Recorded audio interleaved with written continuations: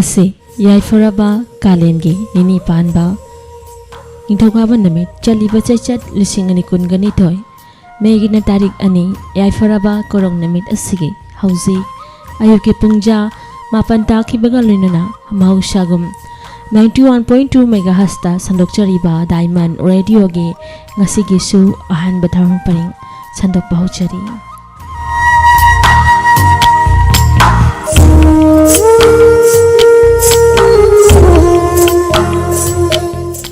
ahan bamaktada ngasigi thaurum asibo tongan be medium da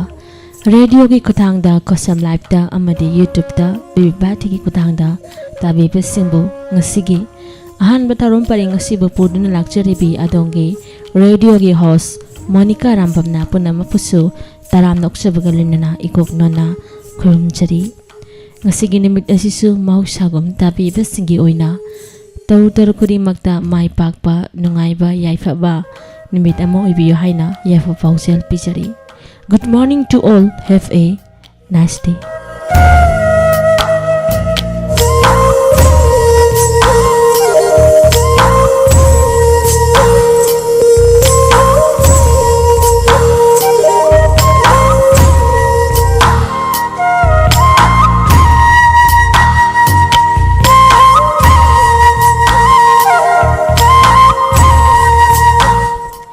Ofam asiga lunana ngasigi ahan batharom paring asida tonga le pumfam da sandok chara kadaba makhal mathel gi tharom sing layang na seloi dina puduna lakchari ngasigi ahan batharom paring asida thamjari ba tharom sing insingjaba silobega mahausa gum taba phangbigani ya kairol tharom asigi maning chonna leibang ning bai sai la sholi sai amadi not ki kudol sandok chari ba tharom asigi puma pol minine fo halo tabin ba tharom nathokduna tahan chagani pung taraga minikon mahusagum thamjari ngasigi rasi fal amadi matam gi wafam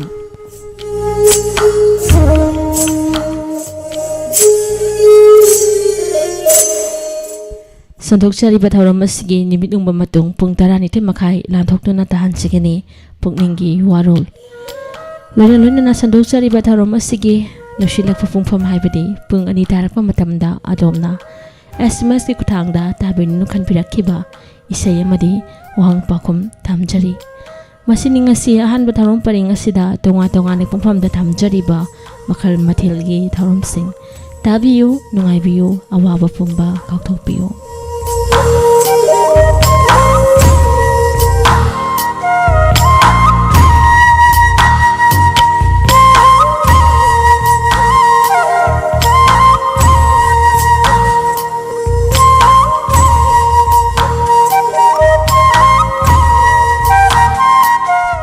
Hauji mutabi rasi yakai rol tharom asigi manin channa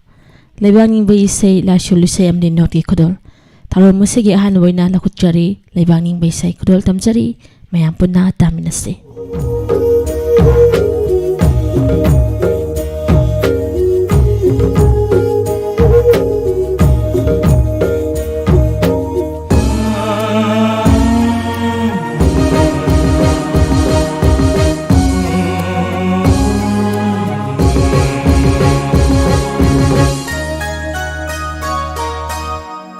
Khoi lamdam kang lei pa jing sang pareng na koi sin ba ai khoi lamdam kang lei pa jing sang pareng na koi sin ba kang lei mayon kang la le ni pa khang ba na pham bal pakhang banang phambal tom khiba ai khoi gi lamdam kang lei pa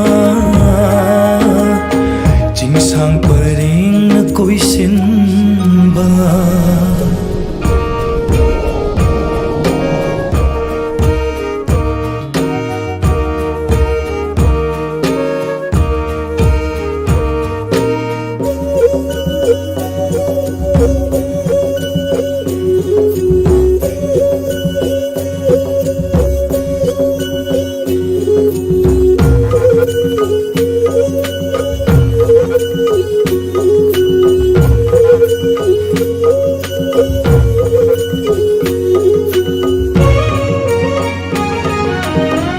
Sangai pupam malemi Siroi lili gilai sat pamni Sangai pupam malemi Siroi lili gilai sat pamni Lok tak lai dem bigi lai jana Sagyeng sil oi balam Mai tay lấy bạc căng lấy lên ni Bạc hăng bana pham bal tôm khi ba Bạc hăng bana pham bal tôm khi ba Ai khôi ghi lầm đắm căng lấy bạc Chính sang bờ đêm cối xin ba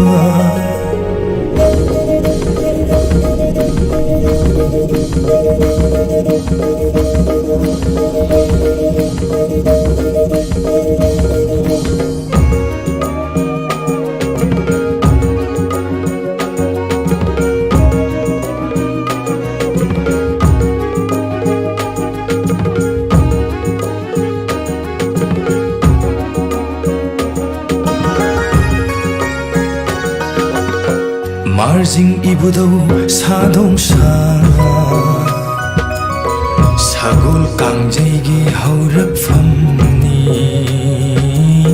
Marjing ibudaugi sadong sa Sagol kangjaygi haurak famni Yaral padlam phel pad kombireina Yaolo salai tare Nondol tamna pai halasi Salai taret ki fira Pakhang bana phambal tom khiba Ai khoi gi lamdam kang lei pa Jing sang pareng koi sin ba Kang lei mayot kang la len ni Pakhang bana phambal tom khiba Pakhang bana phambal tom khiba Ai khoi gi lamdam kang lei pa Jing sang pareng koi sin ba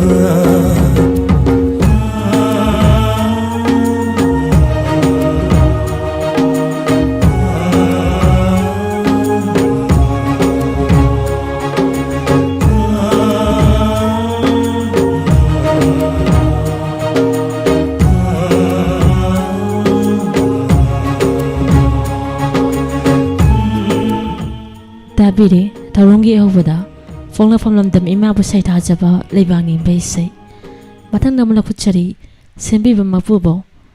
Crystal chanaw sing na chukja chonjari ba lai sholi sai ni kudol tamjari mayam punamo tamna se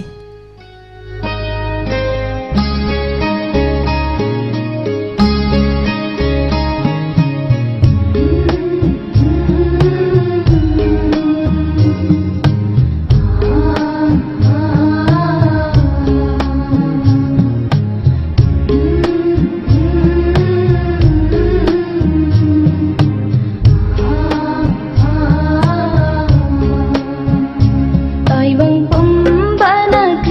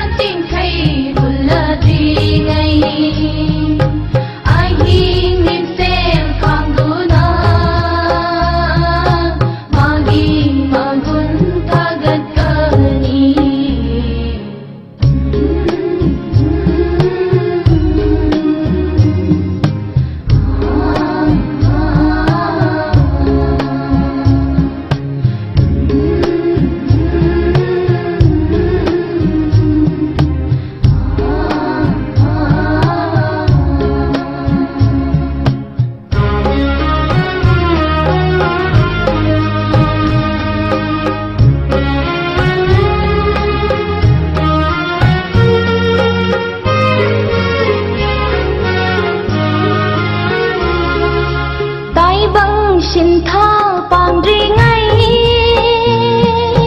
มอปูไม่ทงที่เฮาเกตาราจากเล่นจารีไงมอปูอย่าทั้งอิลเฮาเกตายบังสินท่าปางรีไงมอปูไม่ทงที่เฮาเก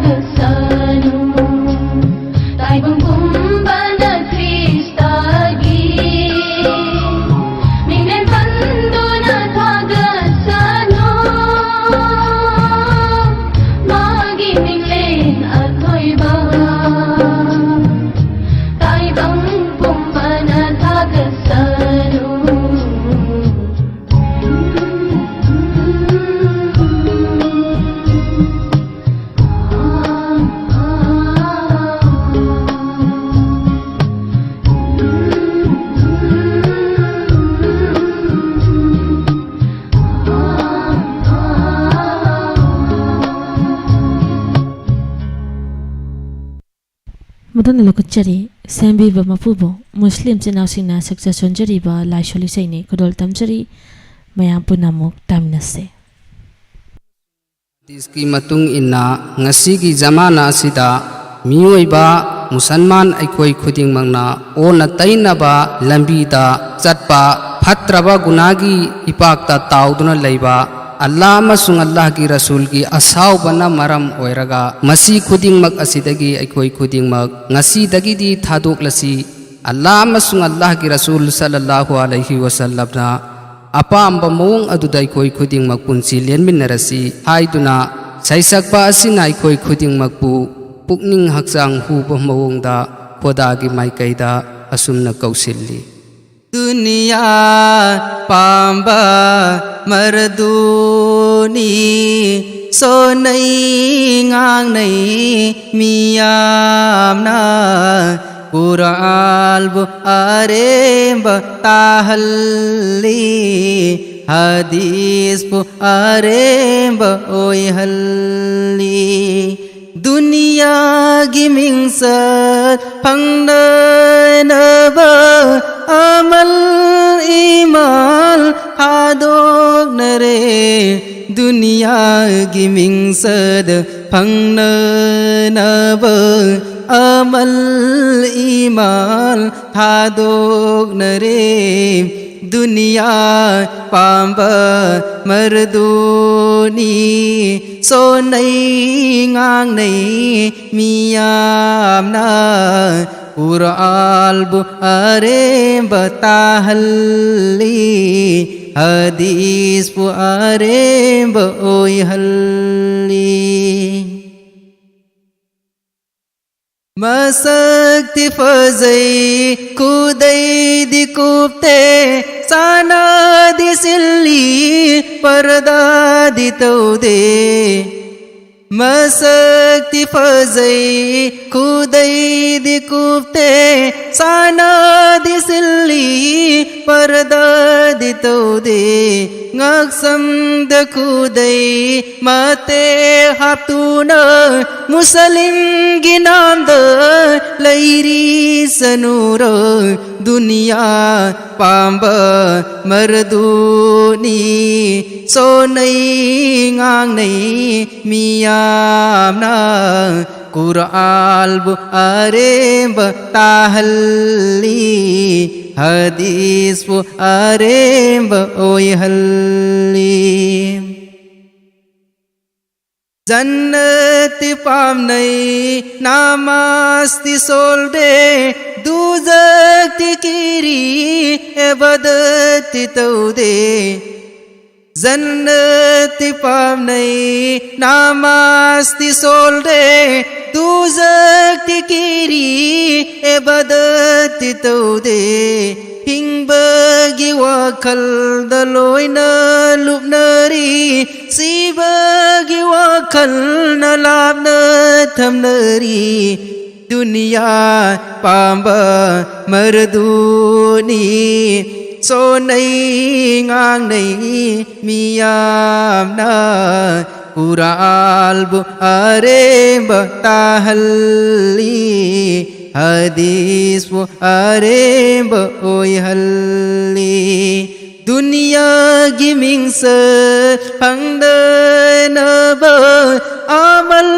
iman hadong nare dunia giming se pangde na ba amal iman hadong nare दुनिया पांबा मर्दूनी मसक्ति फजे मिहुब दिलेप्ते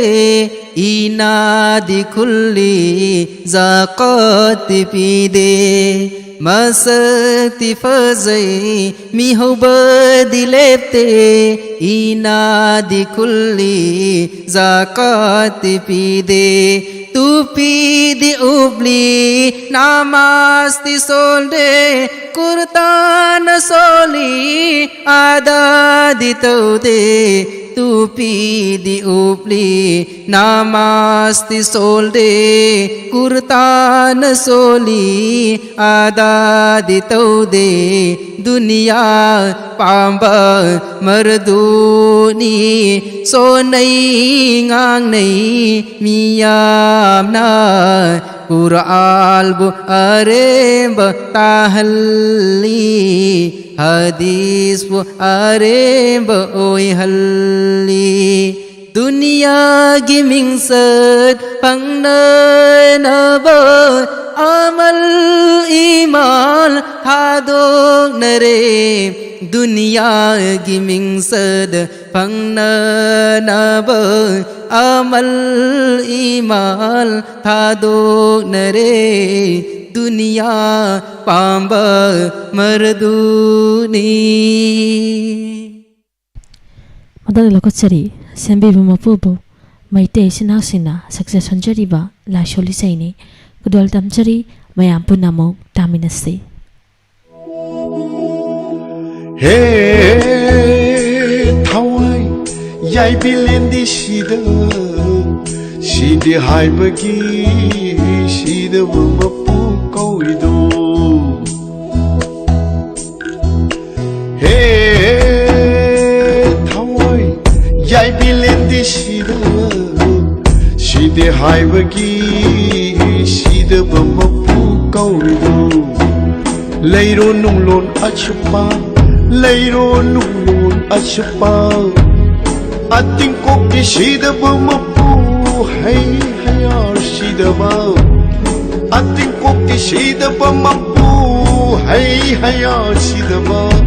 Hay hayar he shida ba Hay hayar he shida ba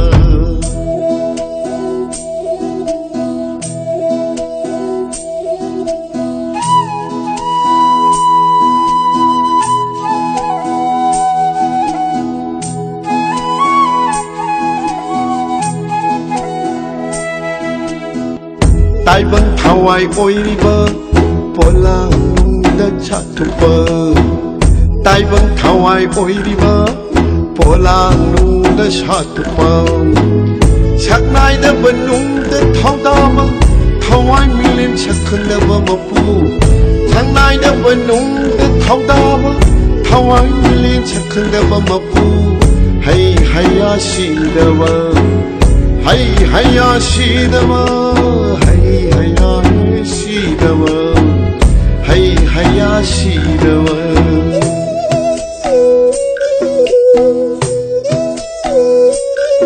ม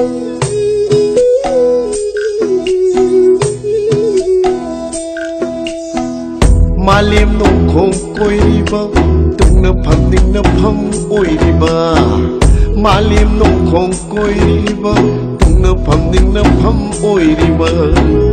นงดำบีบชีดว่ามาปูนงดำบีบชีดว่ามาปูยายพี่เล่นกินนิ่งทงให้ยาให้ชีดว่ายายพี่เล่นกินนิ่งทงให้ยาให้ชีดว่าhayya he shirava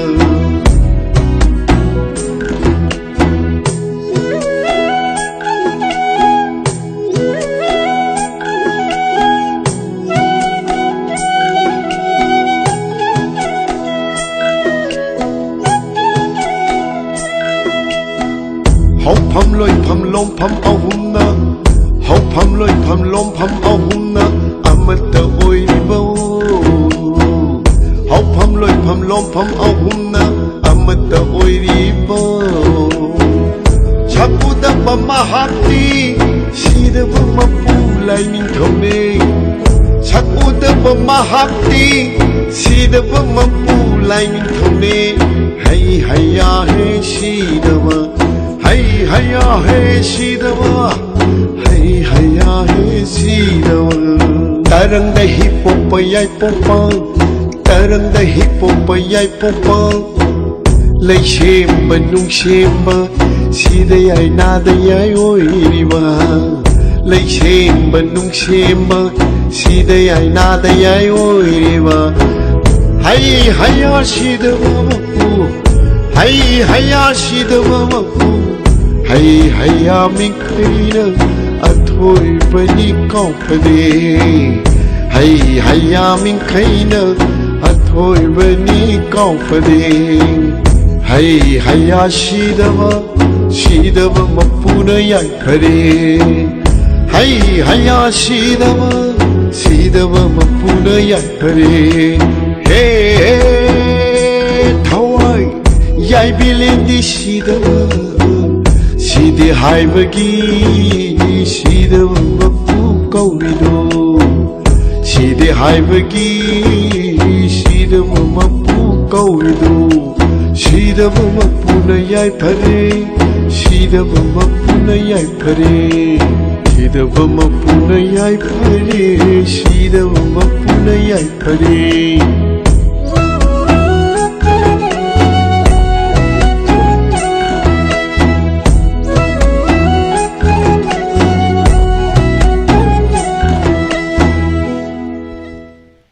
Yakairol tharom asigi maning jana mathang namla kuchari North Isai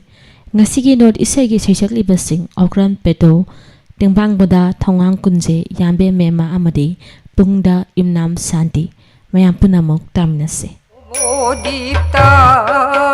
sana arare Vrindavunda sana bagum Vrindavunda sana bagum Vrindavunda sana bagum Navadita Navadita sana arare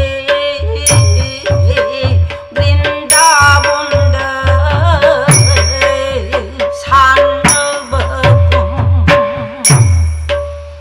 Bhakta kannana isai sai Bhakta kannana pulo re Gaura Krishna na jagui sari Vrindavunda sana banana isai sangli Bhakta kannana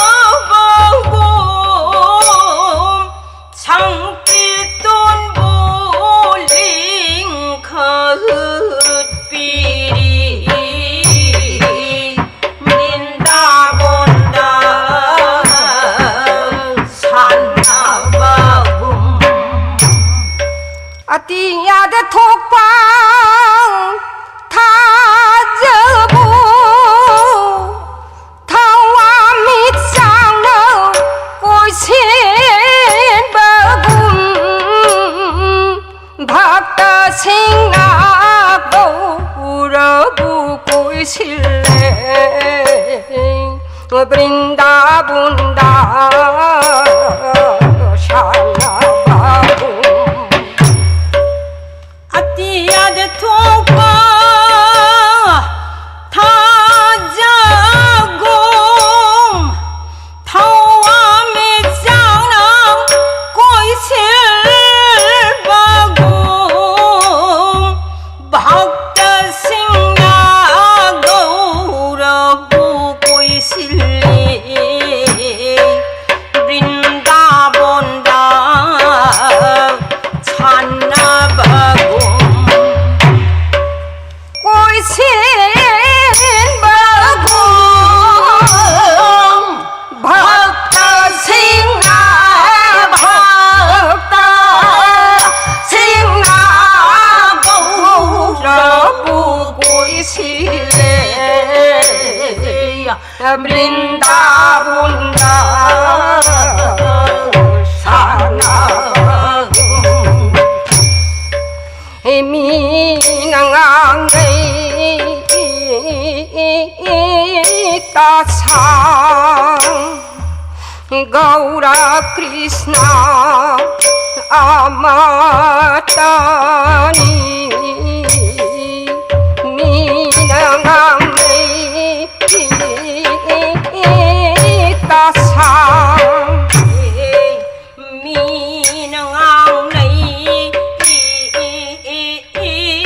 Tasang Gaura Krishna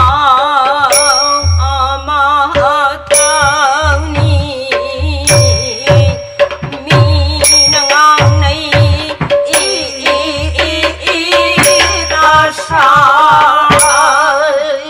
Brighu Sindha Thaurigi Punpham Sakhi Janga Lairi Bani Minangangai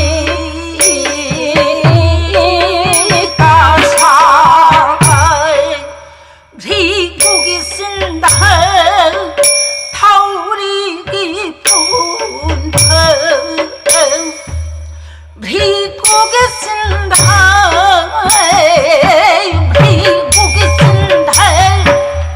Thaurigi Punpham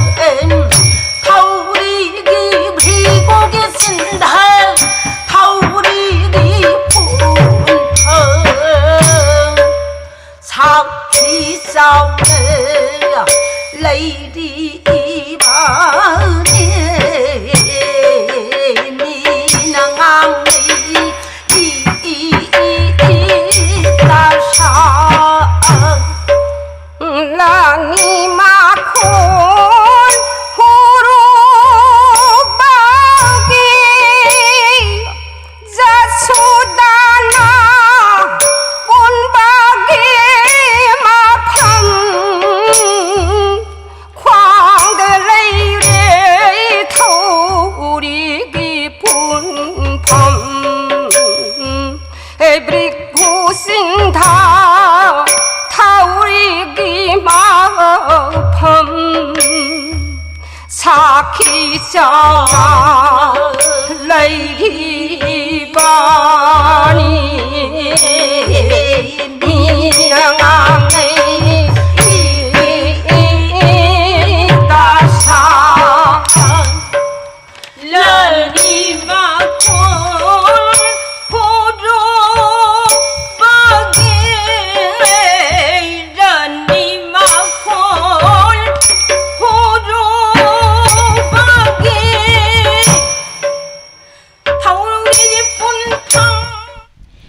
Tabire domna Yakairol Thorom Masigi Maning Chana Laibang Ningbai Sei Laisholi Sei Amadi Note Gekadol